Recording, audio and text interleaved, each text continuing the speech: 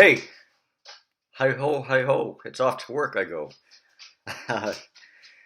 It's a new day and a new me. As you can tell, I've shaven.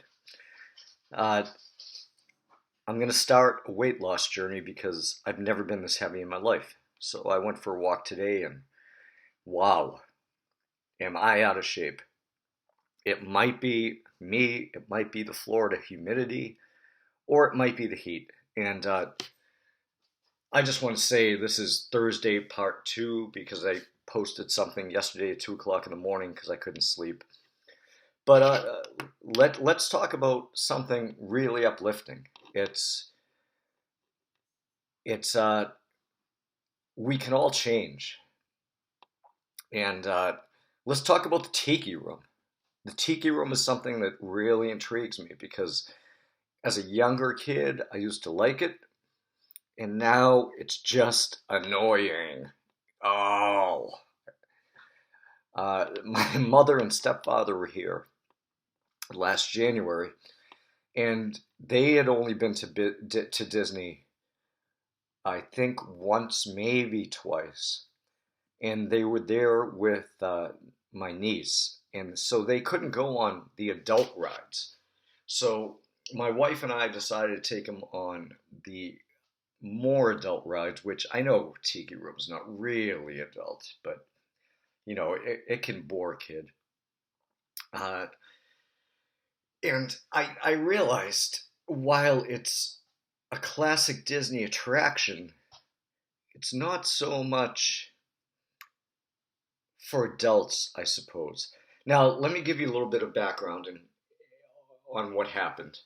So, classical winter, I'm sorry, summer in Florida, it rains like hell down here every afternoon.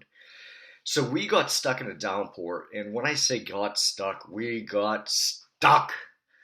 Uh, we had been in Tomorrowland, and I had so many plans for my parents, and they all just got kiboshed because of the rain.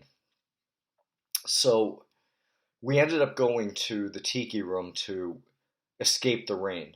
And at this point, let's just say drainage in Disney is not the best. It's almost non-existent. So we ended up at the tiki room just to escape the rain. And the cast member at the tiki room said, I've never seen this place so packed. I mean, that's how bad the rain was. And I sat through it for probably the 25th time, and I realized it's kind of a boring show. I think that Disney could make better use of that space. Uh, but in any event, after that, it just wouldn't stop raining. So we went to the Carousel Progress because that's another indoor attraction. And then we went to Buzz Lightyear because that's another indoor attraction. And then my stepfather had to get a scooter because he's not overweight by any means, but he is disabled. He has foot problems from diabetes. So my wife had to go get his scooter while I had to go do something else, and we were all packed in. All of, I mean, there had to be at least 200 people in the gift shop outside of Buzz Lightyear because it was raining so badly. Uh, but anyway, that's neither here nor there. I got to take them on a couple rides that they'd never seen, like the Haunted Mansion, and oh, we went to the Crystal Palace for breakfast, for the character breakfast, and my mother got to take a picture with Eeyore. So yeah, that was an interesting day. Uh, and I've decided I'm gonna do this in a different way. I want to do some ups and some downs. The ups will almost always be Disney, and the downs will almost always be me. But there's a good down this time. I I registered on a breathalyzer because my wife bought one at a 0.13 this morning, and I'm very, very slowly dropping down. I'm proud of that. And hopefully by the time she comes home, I'll be at a 0.00. And, a 0.13 to many, if not most of you, means nothing. It's a big deal to me because at my very worst, I was at a 0.40, which, if any of you know anything about breathalyzers, that means 50% alcohol in your blood. Almost 50%, 40% to be honest. So yeah, I got that going for me. Groundhog Day, if you ever saw the movie. This is going to be the best day of my life because I hope it's going to be the last day that I ever have to see a drop of alcohol. So I've gone up and down in terms of my storytelling, but this is an up. It might sound like a down, but it's an up, believe me. I've got a lot of things going on in my future, and if I don't stay sober, I'm not going to achieve them.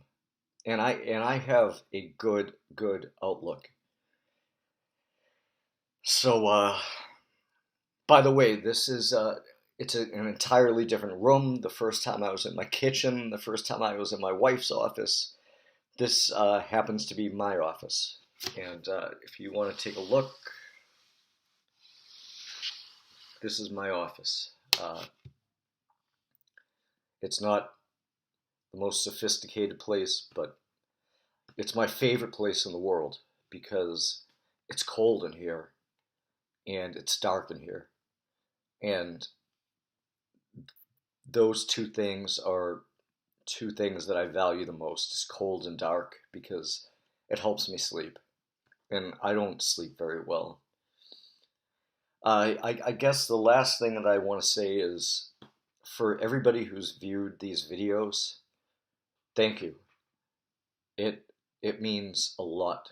It means a lot, more than you could ever imagine. Uh, I've said for the last 2 days that I'm not doing this for money. I just want notoriety. I don't want notoriety. I just want people to gain some thoughts from me about what I've been through. And I promised you I would show you a tour of my house and all my Disney stuff, and I'm not ready to do that yet, but I will show you this.